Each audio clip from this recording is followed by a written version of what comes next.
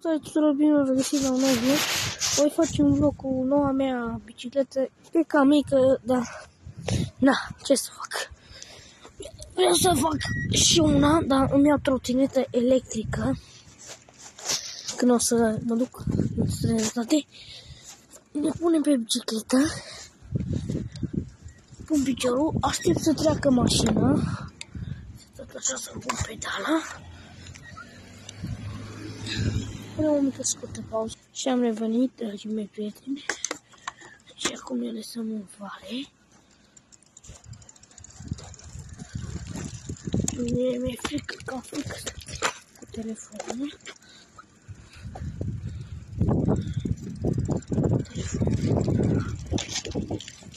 Am mașină acolo. La vale. Dați vă să ne bucăm pe margine. Cam noi și fresh și împălit-o. Mergem cum în vale, dragii mei. Dragii mei prieteni. Uite-mi bicicleta mea. Mergem prin vale. Mergem prin mult.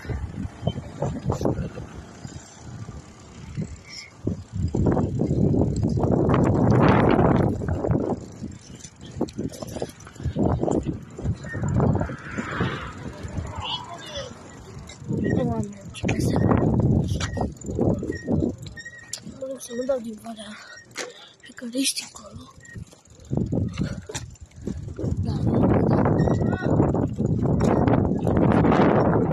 să țin 5 minute și gata. Că eu am înghețat. Mergem iară. Mașini. Și mă tamponează.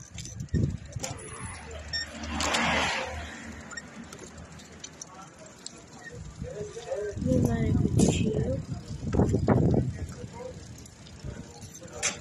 Deci, ținut asta, că nu pot să dau pedale. Așa că mă duc mai departe. Lăsa un pic, voi duce bicicleta și voi închide vlogul. Nu o mică pauză și revenim când ajungem în ogradă. Și cam asta a fost vlogul pe astăzi.